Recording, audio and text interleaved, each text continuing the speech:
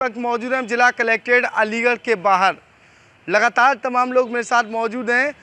अलीगढ़ का जो एयरपोर्ट है वो लगातार बढ़ता हुआ नज़र आ रहा है, यानी कि जो उसकी जो ज़मीन है वो लगातार अधिग्रहण करने के लिए आदेश जारी हुए, जिसके बाद ये वो लोग हैं जिनकी ज़मीन जो है अधिग्रहण के रूप में सामने आ रही है।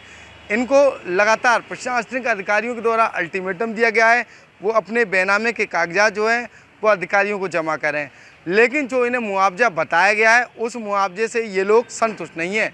यही कारण है लगातार ये लोग जिलाधिकारी कार्यालय के चक्कर लगाते हुए नजर आ रहे हैं। आज भी इनके द्वारा जिला अधिकारी अलीगढ़ से मुलाकात की, क्या कुछ इनकी बातचीत हुई है और कौन सी ऐसी वो मांग है जिनको लेकर ये तमाम जो लोग हैं, तस्वीरों में दिखाना चाहूँगा, ये तमाम जो लोग हैं अपने बच्चों को लेकर और अपने महिलाओं को लेकर जिला कलेक्ट्रेट के चक्कर लगा रहे हैं। और इनकी सिर्फ मांग यही है, जो इन्हें जो मुआवजा मिल रहा है वो ठीक नहीं मिल रहा है, मुआवजा सही तौर पर मिलना चाहिए। नाम क्या है आपका? वीरेंद्र कुमार नाम है मेरा। कैसे आए हुए हो?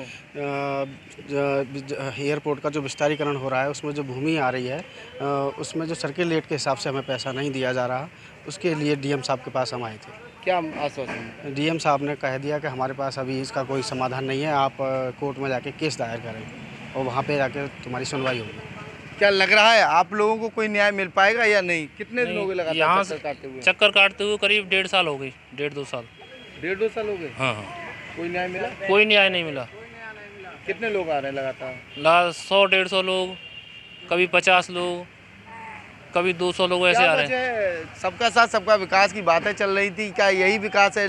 गरीब लोगों को न्याय नहीं मिल रहा? गरीब लोगों को कहाँ न्याय मिल रहा है? उन्होंने मुश्किल से अपने पूरे जीवन की कमाई लगा के ये प्लॉट खरीदे हैं और आज उनको सरकार घर से बेघर कर रही है। मान के चलो 10 लाख रुपए का प्लॉट है, उसको 50,000 दे दिए, उसमें 50,000 में क्या मकान बन जाएगा उसका? उसके लिए कहाँ से आएगा? वैसे सरकार कह रही है कि हम पक्के मकान दे रहे हैं, उनके पक्के मकानों को छीन रहे हैं, दे कहाँ रहे हैं? कितने रुपए मुआवजे की बात चल रही है? मुआवजे कृषि भूमि के आधार पर दे रहे हैं, जैसे कि 1000 रुपये का वर्ग गज के हिसाब से या 500 रुपये वर्ग गज के हिसाब से।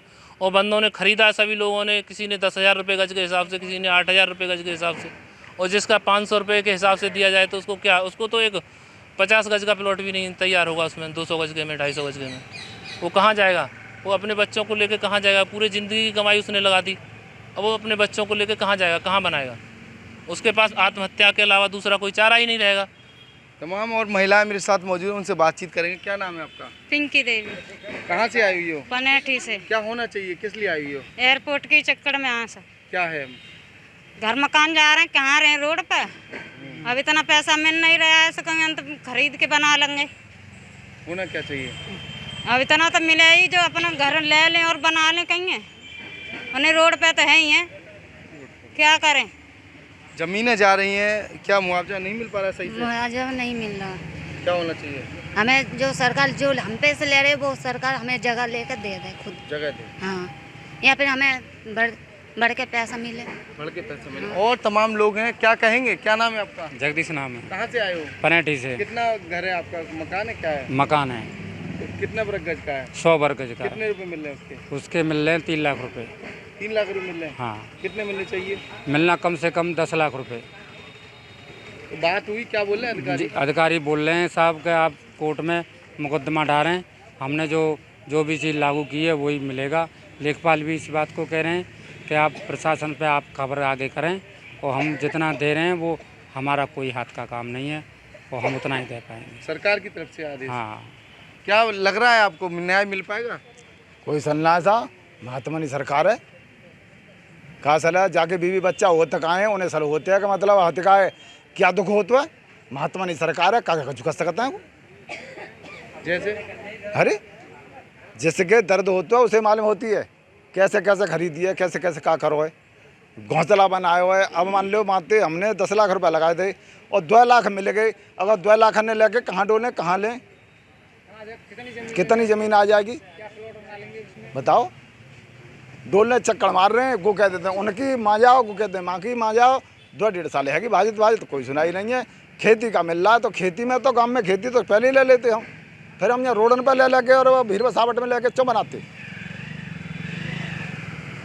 क्या लग रहा है, न्याय मिल पाएगा? नहीं मिल पाएगा सर, नहीं मिल पाएगा इस हिसाब से। नहीं मिल पाएगा। जहाँ 500 के हिसाब से हमने जगह ली है, 1,000 के हिसाब से हमने जगह ली है और वो उसका 2 लाख या 3 लाख या 5 लाख हमने मकान में लगा दिया। अब मकान लगा के जो तोड़वा रहे हैं या जा रही है उसमें, तो इससे दूना तो मिले हमें हैं। अब बीवी बच्चों को लेके कहाँ जाएंगे, सड़क पे जाएंगे।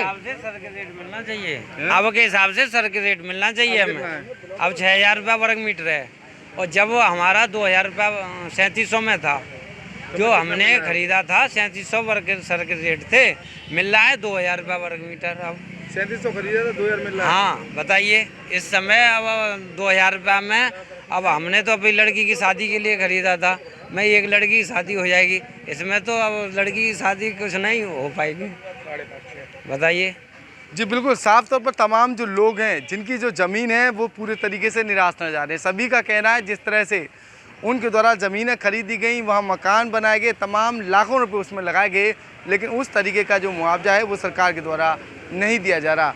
अब देखना ही होगा, अधिकारियों के चक्कर लगाने के बाद ये लोग थक से नज़र आ रहे हैं, लेकिन थकते हुए लोगों को क्या सरकार कोई सहारा देगी या फिर नहीं, ये तो वक्त बताएगा। फिलहाल सभी को न्याय की आस है।